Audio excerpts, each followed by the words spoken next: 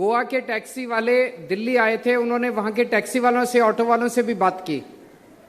फिर वो मुझसे मिलने आए, मैं उनसे मिला, मेरे घर पे आए थे मिलने के लिए। कल जब मैं गोवा आया तो फिर उनसे दोबारा मुलाकात हुई। मुझे दिल्ली के अपने पुराने दिन याद आ गए, जब दिल्ली में हम ऑटो वालों के साथ, दिल्ली के ऑटो वालों के साथ, टैक्सी वालों के साथ मिलकर लड़ाई लड़ा करते थे। गोवा के टैक्सी वालों ने बताया मुझे कि सर, हमें यहां पे पॉलिटिशियन लोग टैक्सी माफिया बोलते हैं, हमारे को इंसल्ट किया जाता है, हमारे से बिना पूछे पॉलिसीज बना दी जाती हैं, हमारी ढेर सारी समस्याएं, हमारी कोई सुनवाई नहीं है सिस्टम के अंदर। ऐसे ही आज से 7 साल पहले दिल्ली में जब आम आदमी पार्टी की सरकार नहीं बनी थी, दिल्ली के ऑटो और टैक्सी वालों का भी यही हाल था।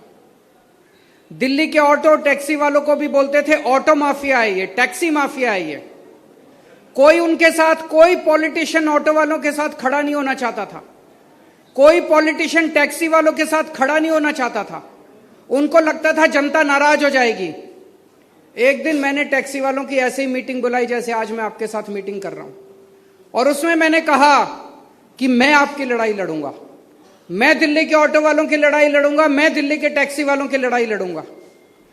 मैंने दिल्ली की जनता से कहा, मैंने दिल्ली के पॉलिटिशियंस को कहा कि आप इनको माफिया बोलते हो, अगर ये माफिया हैं तो इनके तो बड़े बड़े बंगले होने चाहिए, इनके तो बड़ी बड़ी गाड़ियां होनी चाहिए। ये जितना भी आप कहते हो कि गड़बड़ करते हैं, सारी गड़बड़ करने के बाद भी बेचारा एक झुग्गी के अंदर रहता है, एक छोटा सा अपने परिवार को भी नहीं पाल सकता एक टैक्सी वाला, 2 जून की रोटी भी नहीं कमा सकता एक टैक्सी वाला, इतना भी पैसा नहीं कमाता। ये माफिया कैसे हो गए? माफिया कौन है? माफिया पॉलिटिशियन है। माफिया वो लोग हैं जो सड़क के ठेके के अंदर 100 करोड़ रुपए कमाते हैं। माफिया वो लोग हैं जो वेंटिलेटर गड़बड़ करके, लोगों की ऑक्सीजन कमी करके लोगों की जान लेते हैं, वो पॉलिटिशियन माफिया हैं। माफिया टैक्सी और ऑटो वाले नहीं है। टैक्सी और ऑटो वालों के लिए तो जबरदस्ती ऐसा सिस्टम बनाया है इन पॉलिटिशियंस ने कि एक टैक्सी वाला, एक ऑटो वाला, उसे पुलिस को पैसे देने पड़ते हैं, उसे ट्रांसपोर्ट डिपार्टमेंट को पैसे देने पड़ते हैं, उसे 10 अफसरों को पैसे देने पड़ते हैं। अगर वो थोड़ी बहुत ओवर चार्जिंग ना करे तो उसका काम नहीं चलता। जब तक इस सिस्टम को नहीं बदला जाएगा तब तक हर ऑटो वाला चाहता है मैं ईमानदारी से काम करूं, हर टैक्सी वाला चाहता है मैं ईमानदारी से काम करूं, लेकिन पूरा का पूरा सिस्टम इन पॉलिटिशियन ने ऐसा बनाया है कि एक ऑटो और टैक्सी वाला कुछ ना कुछ ओवर चार्जिंग करने के लिए मजबूर होता है। तो मैंने दिल्ली के ऑटो वालों को और टैक्सी वालों को साथ लिया। आज दिल्ली के अंदर आम आदमी पार्टी की सरकार जो बनी है, उसका 70% क्रेडिट में ऑटो टैक्सी वालों को देता हूं। उन्होंने हमारा साथ दिया, इसीलिए दिल्ली के अंदर हमारी सरकार बनी। आप पूछेंगे कैसे? तो मैंने सारे ऑटो टैक्सी वालों को कहा, आपकी लड़ाई मैं लड़ूंगा, मेरी सरकार बनवा दो, और सरकार बनने के बाद आपका सारा सिस्टम मैं ठीक कर दूंगा। सारे दिल्ली के ऑटो वालों ने मिलके अपने अपने ऑटो के पीछे हमारा पोस्टर चिपका लिया फ्री में। उस पोस्टर पे मेरी फोटो थी और उस पे लिखा हुआ था, इस बार चलेगी झाड़ू। पूरी दिल्ली के अंदर ऑटो घूमते थे, इससे अच्छा प्रचार नहीं हो सकता। और हर ऑटो वाला जो भी पैसेंजर सीट पे बैठता था उसको बोलता था, सर इस बार केजरीवाल को वोट देना है, केजरीवाल अच्छा आदमी है, ईमानदार आदमी है। उन्होंने इतना प्रचार किया, ऑटो वालों ने घूम घूम के पूरी दिल्ली में इतना प्रचार किया, हमारी सरकार बन गई। आज मैं ईमानदारी के साथ बोल रहा हूं, 70% क्रेडिट जो दिल्ली में हमारी सरकार बनी वो ऑटो और टैक्सी वालों की वजह से बनी है, नहीं तो मुझे लगता है हमारी सरकार नहीं बन सकते थे।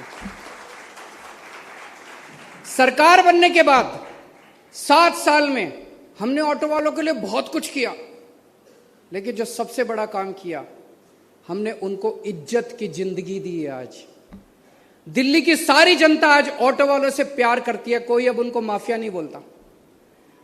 सारे ऑटो वाले मीटर से चलते हैं, सारे ऑटो वाले ईमानदारी से काम करते हैं, ईमानदारी से काम करना चाहते थे, सिस्टम उनको मजबूर करता था बेईमानी करने के लिए। आज सारे ऑटो वाले ईमानदारी से काम करते हैं। क्यों? जितने कानून के अंदर गड़बड़ियां थी, जिसकी वजह से पुलिस वाले, ट्रांसपोर्ट वाले पैसे लेते थे, हमने सारे कानून बदल दिए। हमने उनके फेयर बढ़ा दिए, किराया बढ़ा दिया कि वो ईमानदारी से काम कर सकें। हमने उनका आरटीओ दफ्तर उनको जाना पड़ता था, हमने पूरा सिस्टम फेसलेस कर दिया। अब सब कुछ ऑनलाइन होता है। किसी भी ऑटो वाले को केवल फिटनेस के लिए जाना पड़ता है, अपना ऑटो लेके, टैक्सी लेके फिटनेस के लिए एक बार जाना पड़ता है, और कोई काम कराने के लिए आपको किसी दफ्तर जाने की जरूरत नहीं है। सारा का सारा काम हमने ऑनलाइन कर दिया। एक अलग से टेलीफोन नंबर जारी कर दिया, अगर किसी ऑटो वाले को कोई दिक्कत हो उस पर फोन करो, आपका काम घर बैठे होता है, आपको कहीं जाने की जरूरत नहीं पड़ती। फिटनेस फीस जो है वो हमने ऑटो वालों की माफ कर दी, अब कोई फिटनेस फीस नहीं देते, 0 फिटनेस फीस लगती है। बहुत काम किया। अभी कोरोना हुआ, कोरोना के टाइम में हमने पहली वेव आई, 5-5 हजार रुपए, क्योंकि ऑटो टैक्सी वालों का काम खत्म हो गया था, उनके घर में बच्चे भूखे मरने लग गए थे। हर एक के अकाउंट में 5-5 हजार रुपए हमने, दिल्ली सरकार ने डलवा दिए। दूसरी वेव आई, फिर से 5-5 हजार रुपए हमने उनके अकाउंट में डलवा दिए। पूरे देश में कोई सरकार नहीं है जिसने अपने ऑटो वालों के लिए 5-5 हजार रुपए डलवाए हैं। मैं समझता हूं पूरे देश में अकेला पॉलिटिशियन हूं जो ऑटो वालों को अपना भाई मानता है, टैक्सी वालों को अपना भाई मानता है। दिल्ली के ऑटो वालों को इज्जत दी है हम लोगों ने। आज मैं आपके बीच में आया हूं। कल जब मैंने आपके टैक्सी के भाइयों से मुलाकात की तो उन्होंने भी वही सारी कि हमें माफिया बोला जाता है, हमें सारा सिस्टम हमारे पीछे पड़ा रहता है। तो आज मैं आपके बीच में आपसे रिश्ता बनाने के लिए आया हूं। आज मैं आपके बीच में आपका एक छोटा भाई बन के आया हूं। आपसे पूछना चाहता हूं, भाई बनाएंगे मुझे?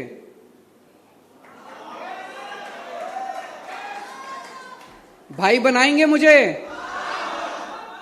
आपका भाई बनने के लिए आया हूं। मिलके लड़ाई लड़ेंगे। गोवा की जनता से मैं अपील करना चाहता हूं कि आप इन ऑटो और टैक्सी वालों को अगर माफिया बोलते हैं तो पूरे सिस्टम को समझने की कोशिश कीजिए। माफिया वो पॉलिटिशियन है जिन्होंने गोवा को लूटा है, माइंस को लूटा है। माइनिंग लूटते हैं ये लोग, अस्पतालों में लूटते हैं ये लोग, हर चीज लूटते हैं। गोवा का सारा पैसा लूट लिया इन लोगों ने। ये ऑटो टैक्सी वाले माफिया नहीं है, ये लोग तो बेचारे विक्टिम हैं। इन लोगों को तो, इनका तो खून चूसते हैं ये पॉलिटिशियंस। हम मिलके लड़ेंगे इस लड़ाई को।